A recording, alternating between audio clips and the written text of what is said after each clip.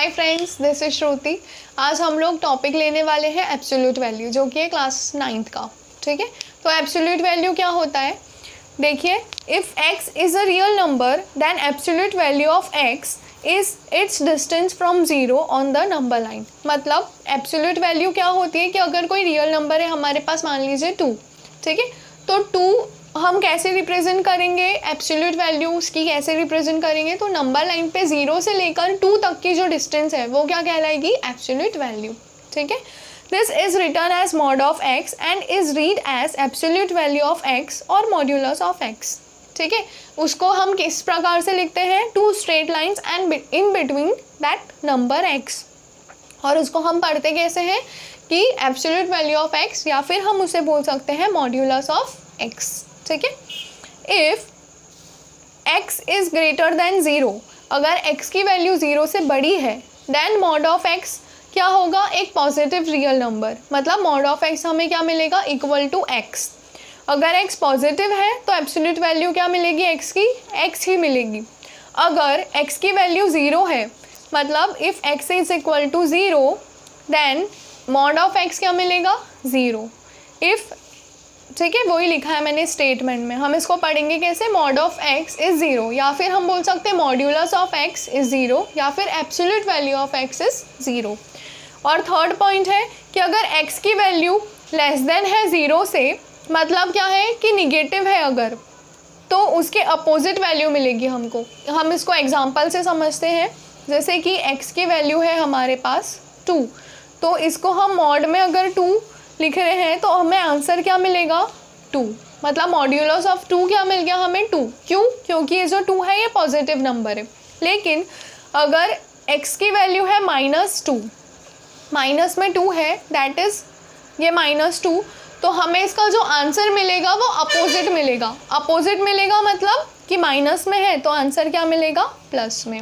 ठीक है, और अगर ये तो हो गई नॉर्मल बात कि हमें वैल्यू बतानी है, लेकिन अगर हमें सॉल्व करना है, क्वेश्चन हमें इस प्रकार से आता है कि सॉल्व दिस, मतलब हमें कोई अननोन टर्म फाइंड आउट करनी है। फॉर एग्जांपल, हम यहाँ पर एक एग्जांपल ले लेते हैं, 2x इज इक्वल टू 4। अब इस क्वेश्चन में हमें सॉल्व करना है। सॉल्व करना है मतलब हमें x की वैल्यू फाइंड आउट करनी है। ठीक है, तो x की वैल्यू हम कैसे फाइंड आउट करेंगे इस क्वेश्चन के लिए, तो देखिए हम यहाँ पर क्या लिखेंगे, x is equals to mod के अंदर लिखेंगे हम 4/2।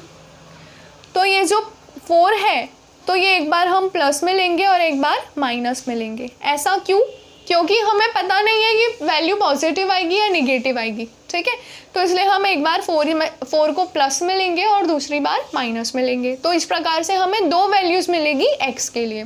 ठीक है, तो ये हम और अच्छे से पढ़ेंगे जब क्वेश्चंस करेंगे। ठीक है, तो अभी हम एब्सोल्यूट वैल्यू के बाद प्रैक्टिस सेट 2.5 के कुछ क्वेश्चंस देखते हैं।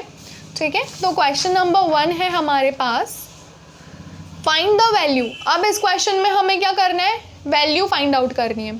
ठीक है, अब वैल्यू फाइंड आउट करनी है, यानी कि यहाँ पर देखिए 15 - 2 डायरेक्ट आंसर हमको चाहिए इसका। तो 15, फर्स्ट क्वेश्चन हम लेते हैं, क्वेश्चन नंबर 1, 15 - 2। तो अब 15 - 2 क्या हो जाएगा, तो ये हो जाएगा 13। ये मॉड ऐसा कैसा रखा है मैंने, जो मॉड्यूलस 13। तो अब ये 13 एक पॉजिटिव रियल नंबर है, तो इसका फाइनल आंसर हमें क्या मिलेगा, 13। ठीक है, जैसा कि हमने अभी डेफिनेशन में पढ़ा। सेकेंड वाला देखते हैं, तो सेकेंड है हमारे पास मॉड ऑफ 4 - 9।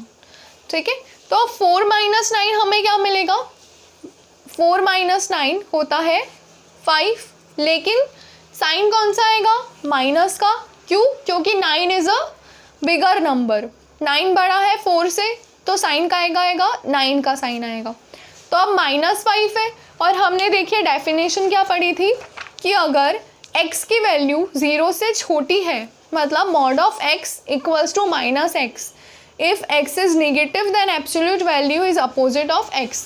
अगर x निगेटिव आ रहा है, मतलब ये x निगेटिव है, माइनस में है, तो इसकी वैल्यू क्या आएगी, इसके अपोजिट, यानी हमें आंसर क्या मिलेगा, +5। ठीक है, इस प्रकार से। थर्ड वाला देखते हैं, तो थर्ड क्या है हमारे पास, मॉड में 7 माइनस इंटू मॉड में -4। अब 7 है और 4 है, तो 7 इंटू 4 तो क्या होता है 28। तो यहाँ पर हम लिख देंगे 7 इंटू 4 28,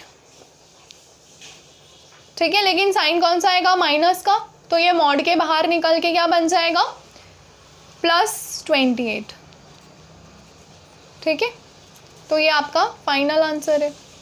तो ये था क्वेश्चन नंबर 1। अब जो क्वेश्चन नंबर 2 है वो हम देखेंगे नेक्स्ट लेक्चर में, ठीक है। आई होप आपको एब्सोल्यूट वैल्यू वाला टॉपिक क्लियर हो गया होगा। अगर वीडियो पसंद आया होगा तो प्लीज़ एक लाइक ज़रूर कीजिए। Thank you.